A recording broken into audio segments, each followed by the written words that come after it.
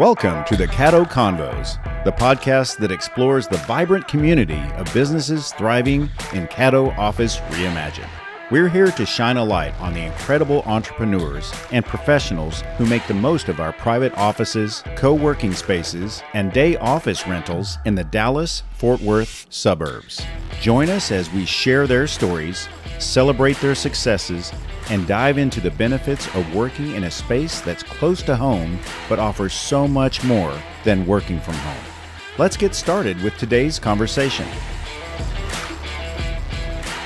Joining me today on the Caddo Convos podcast is Colin Cashman with Archipelago Lighting Group.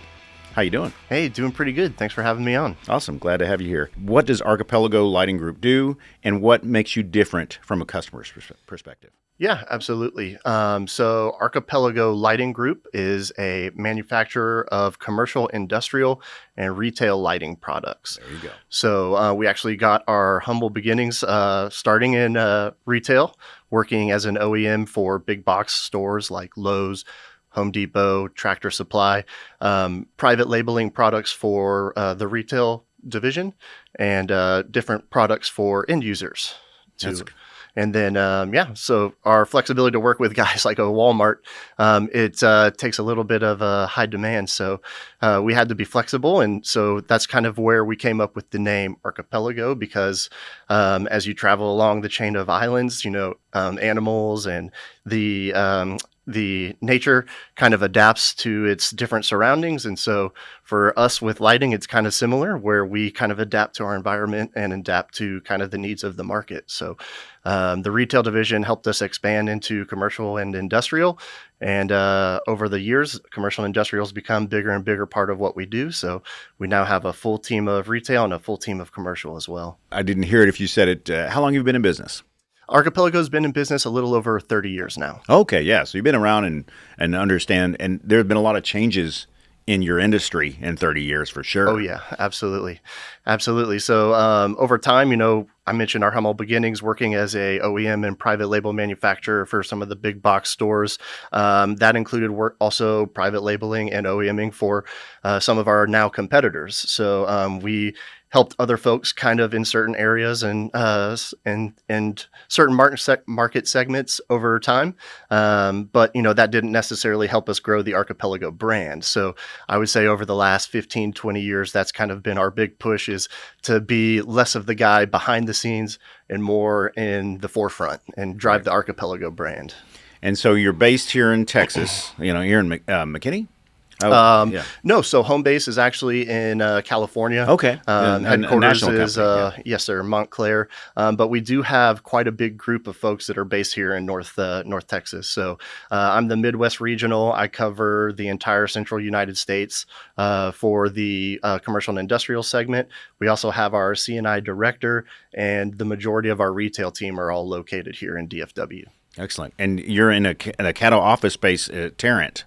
Tell me about that location and why you chose that location. Yeah, absolutely. So funny enough, I'm from Colleyville, and B&B Theaters is right behind there. So my family and I went to a couple movies a few weekends in a row, and I just kept seeing the building and being in lighting and from lighting, noticed some of kind of the light fixtures and the amenities from the outside, but then kind of through the windows, and sparked my curiosity. 1-2 weekends driving by, I had to learn what it was. So I went and I looked up Caddo, saw that it's a shared office space, and I've worked through a few shared office spaces over the last couple years, kind of having a hybrid work from home and travel type role. And the other spaces just never really seemed to work because distance, location wise. And then this one just being 5 minutes from my house in Colleyville, super sparked my interest. And so I started investigating and ended up landing and finding a home base there. Well, speaking of home base, how did you get started with your company? So came from e-commerce in lighting. So okay. I worked for a big .com distributor for several years and got super involved in lighting. It kind of it grew my knowledge coming from completely different background in music retail previously, found my way into lighting. And it's funny, lighting people always say that once you find your way into the world of lighting, you can't find your way back out. So That's yeah, funny. once I found my way in, I just wanted to figure out the next logical step. So spent 6-7 years as a e-commerce commercial account manager, and then found my way behind the curtain, so to speak, working for a manufacturer, and now getting to work with guys like architects and distributors, and getting to get out in the field as opposed to being a little bit more behind the desk.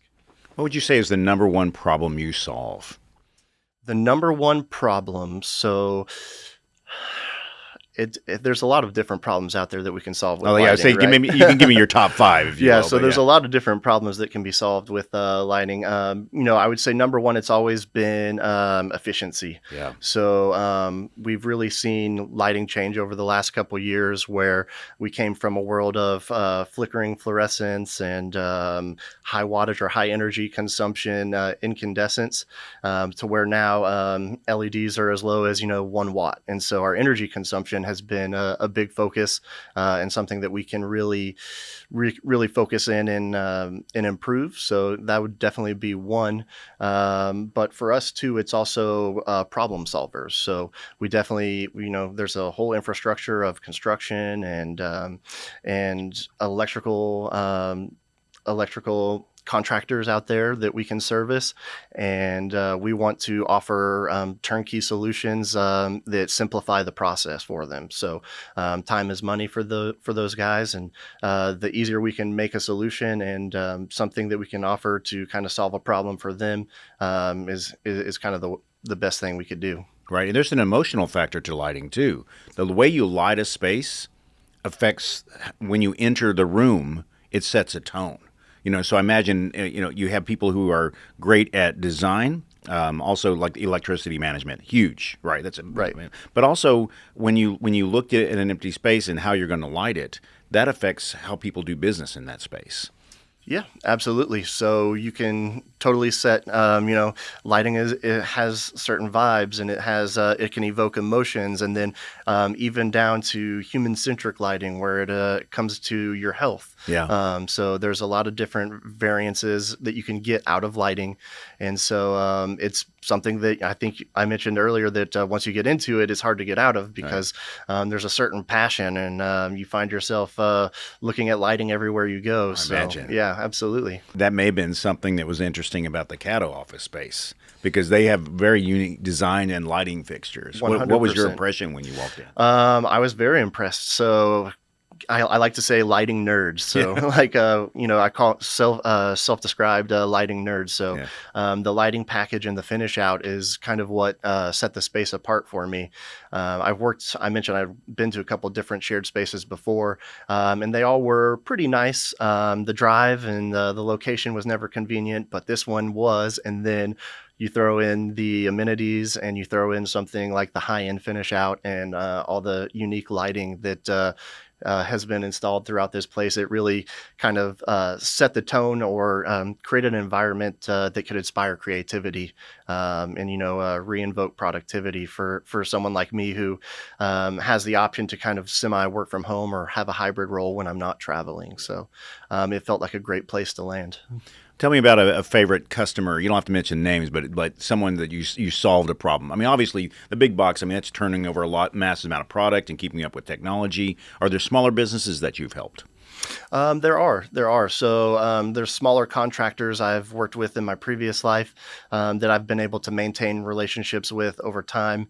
And continue to started to work in the Archipelago solutions once I kind of transferred over from one to the other. And being able to continue to work with him, we were able to offer cost-effective products to meet his budget demands, quick delivery to get him a turn for high volume and the high amount of work that he does on a regular. And then, service level, just continuing to maintain our relationship. At this point, I have, a 10 plus year friendship with him. And so now I'm kind of able to travel and see him, and we can spend time together and break bread a little bit more than when I used to be behind a desk. Yeah. So yeah, that's pretty terrific. What are you seeing that's happening now and changing the future of lighting? What I see now that's kind of happening, and it's a big topic of conversation for everyone right now, is tariffs. So a lot of us lighting manufacturers have different sort of infrastructure across the country. We've got production and all over the world really at this point, but tariffs is a big thing that's affecting our business right now. So everyone is definitely navigating these waters at the moment. We'll see kind of how it shakes out. Us at Archipelago, we're kind of trying to take an even keel approach and kind of sit back and kind of see how everything plays out rather than make a knee-jerk reaction to some of the stuff. But I would definitely say that that's playing a factor in changing some of the things. And then two, some of the focus, incandescent lighting may be making a small comeback. I've seen some of the bans on some of the lighting has been lifted, and so there may be a slight push to kind of go back to something like that. And the human-centric aspect may play into that as well too. And then human-centric has become, I think for this year, it's been the biggest topic of conversation because, there's a lot of folks that spend their life underneath lights and working in lighting. And if there's a way that lighting can improve or change your health, your mood stabilization, anything, I think that's definitely going to be a big factor for our industry. Interesting. Good points. Yeah. And we'll see how the future plays out. But right now, you and I are both stuck here in April 2025. Right. But so what's the best way for someone who's listening to this podcast, see some of your materials? What's the best way to reach out to you? Yeah. Archipelagolighting.com. You have access to any of our local rep networks. So we do work through a rep network. So we have local agents that cover territories nationwide. And then you can also get in contact with me personally as a regional through socials or through the contact information on the website. Great. And we'll put all those links in the show notes so they can just scroll down and find you there. Yeah. Well, excellent. So what advice would you give to, I'd say, the average consumer of lighting? When they're thinking about proper lighting, what should they think about? Yeah, absolutely. So when you're thinking about proper lighting, parting thoughts, definitely you want to just think about what is going to create the right space for you. It's easy to grab a light bulb off the shelf, but it may not be the right color. It may not be the right shade. Blue light, for instance, if you were to kind of spend your day under blue light, may not invoke the creative mind, or it may not be the best, but think about how lighting can affect your emotions and how you can create a mood or an environment. Definitely focus on being human, and then work on the other things. What's gonna help you day to day. And I'm sure on your website you have some information there that would help them make that decision. Yes, absolutely. Yep. And then when selecting, there's a lot of lighting manufacturers that are out there today. So it can be convoluted and it can be hard to kind of pick who to go with in a sea of different manufacturers. A lot of products can claim me too. So I would definitely say in selecting, your different types of lighting manufacturers, or kind of who to go with in this type of world. It's a very relationship driven business, but also a service driven business as well too. And so we like to offer the best high level service that we can offer, but also to evoke the relationship and be extremely relationship driven on our side as well too. That's great. Well, Colin, thanks for coming in and being a guest on the Caddo Convos today. Yeah, absolutely. Thanks for having me. Thank you for joining us today on the Caddo Convos podcast. A huge shout out to our incredible network of members for making our community vibrant and supportive. If you're looking to boost your productivity and reduce the isolation of working from home, consider joining us at Caddo Office Reimagined. Our spaces are designed to meet your evolving needs, support remote work, and foster a sense of community that's hard to find at home.